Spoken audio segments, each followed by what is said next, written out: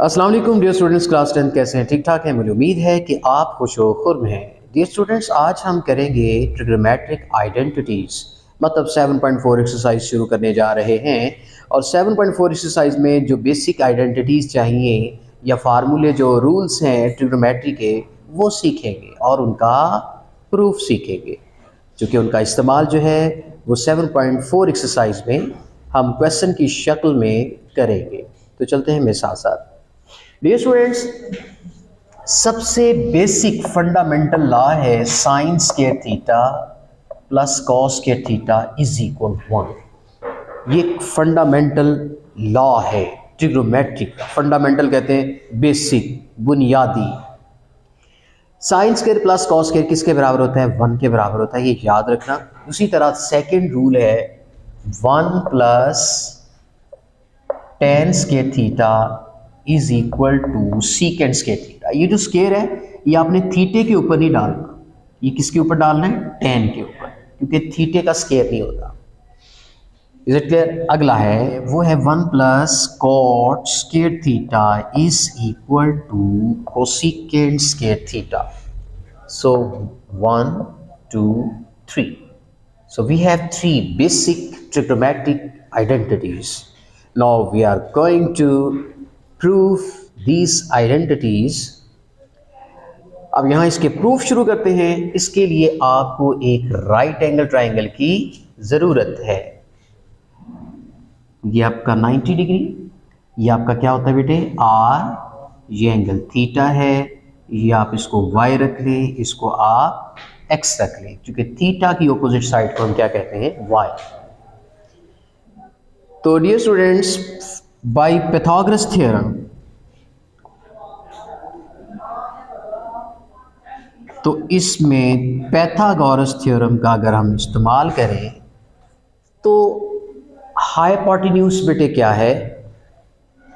Are square is equal to x square plus y square. मतलब कि hypotenuse का square is equal होता है base square plus perpendicular square.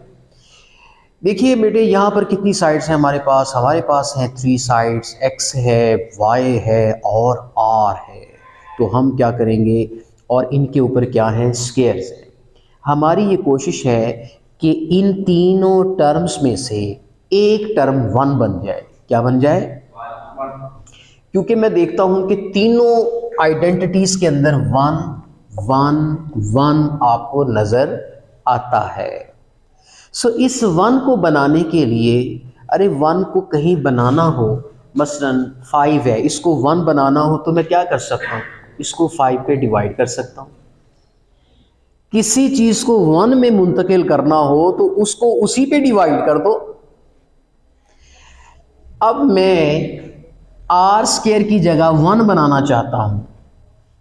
Is it clear? तो क्या करूं? किस पे डिवाइड करूं? आर स्क्वायर पे। So dividing both sides by r square, sorry, dividing both sides by r square. R square से कट गया, क्या बच गया? 1। यहां क्या बचता है? एक्स ओवर आर का whole square plus y over r का होल स्क्वायर। तो डियर स्टूडेंट्स, मुझे एक बात बताइए, साइन थीटा किसके इक्वल होता है? Y over r. Cos theta किसके? X over r. Tan theta क्या होता है? Y over x. ये तो हम जान चुके हैं। सो यहां पर मैं 1 को 1 ही रहने देता हूं। 1 को मैंने 1 ही रहने दिया। अब x ओवर आर किसके बराबर है? कॉस के। तो यहां x ओवर आर की जगह मैं कॉस लगाता हूं। ऊपर क्या है? Square theta plus y over r कितना है? This is sine theta. So we put the value of y over r which is sine theta. इसके ऊपर स्क्वायर है तो आप साइन के ऊपर भी स्क्वायर डाल दीजिए। अब देखिए, आपको एक फार्मूला मिल चुका है। ये देखिए, पहला ये साबित हो चुका है कि sine square theta plus cos square theta कितना होता है? 1 होता है। Is it clear? अब चलते हैं अगले फार्मूले की तरफ डियर स्टूडेंट्स। तो क्या करें, अगला फार्मूला साबित करने के लिए क्या करें, यहां आ जाते हैं, उसी को ही पकड़ें, बेसिक जो हमारा पाइथागोरस थ्योरम है वहीं से स्टार्टिंग होनी है। आर स्क्वायर किसके बराबर होता है, x square plus y square पे। अच्छा, पहले मैंने किस पे डिवाइड किया था, आर स्क्वायर पे, अब मैं एक्स स्क्वायर पे डिवाइड कर देता हूं। फिर मैं अगले स्टेप में जो मैं तीसरा स्टेप करूंगा उसमें वाई स्क्वायर पे डिवाइड करूंगा।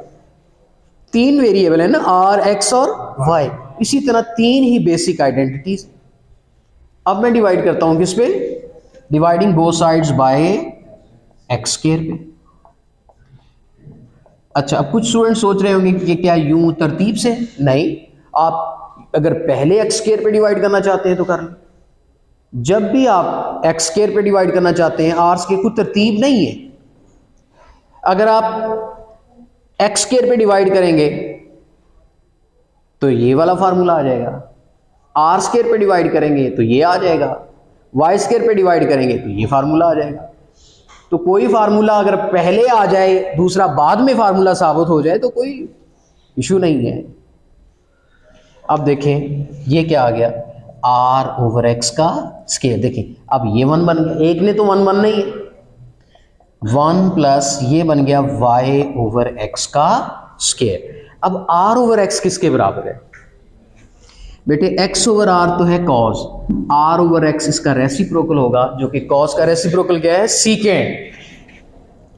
सो this is secant square theta. उसके बाद क्या आता है, one plus y over x tan. तो अब आपका क्या आ गया, टेन स्क्वायर थीटा।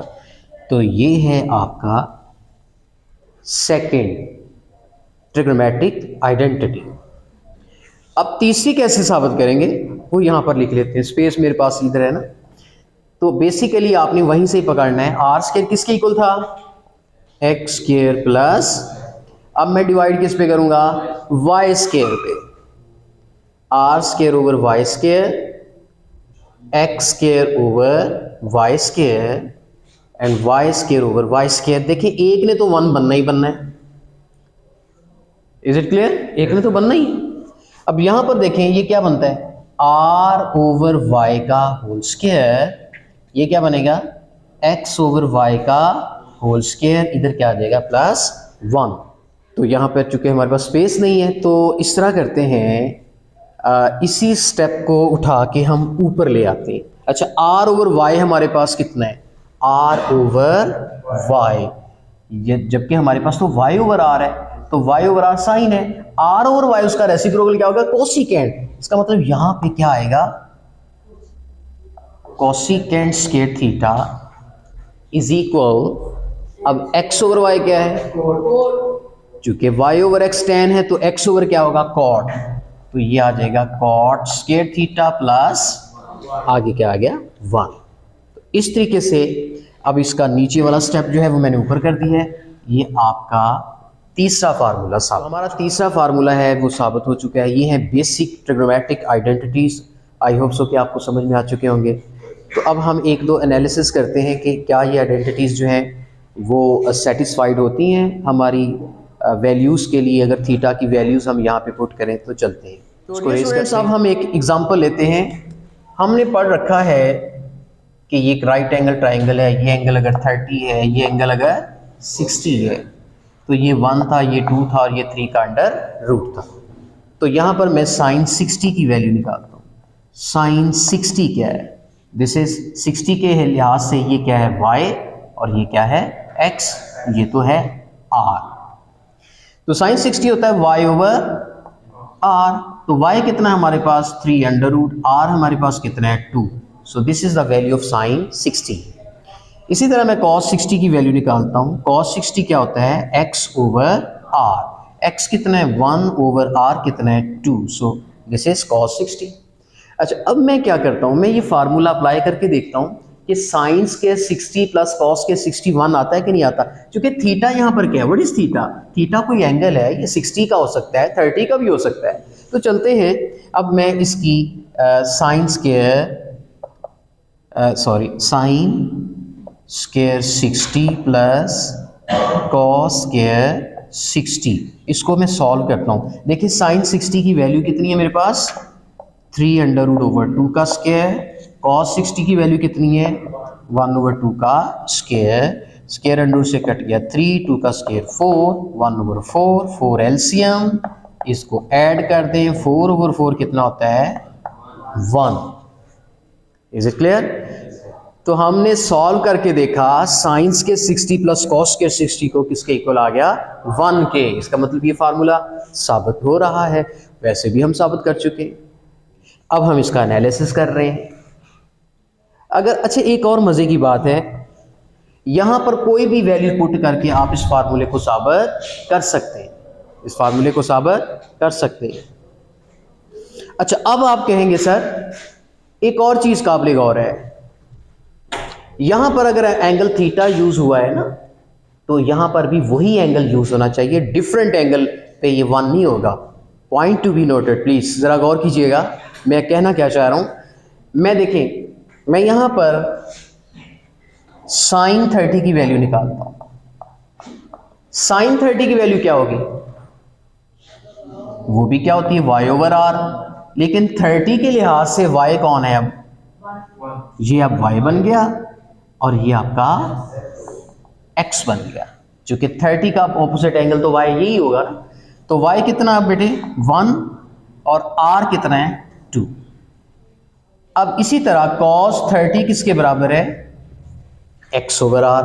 x कितना है, 3√r कितना है, 2। मैं ये कहना चाह रहा हूं कि अगर मैं यहां पर 30 की बजाय 60 की बजाय 30 डिग्री एंगल ले, गौर करना, क्या अब भी 1 होता है? मैंने एंगल चेंज कर दिया, एक साइन 60 दूसरा कॉस 60 की बजाय 30 ले लिया, एंगल चेंज कर लिया है मैंने।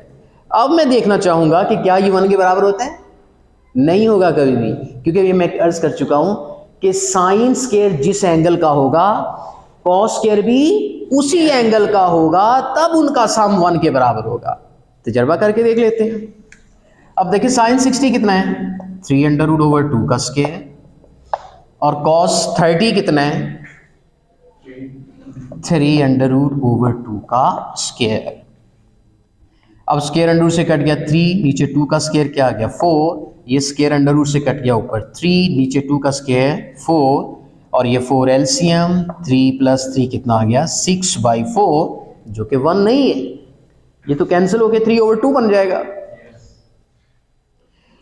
तो आज हम इस नतीजे पे पहुंचे हैं कि यहां पर थीटा जो होगा वो सेम एंगल होगा। हाँ 1 इस सूरत में हो सकता है अगर यहां पर 30 एंगल हो, फिर हो जाएगा 1।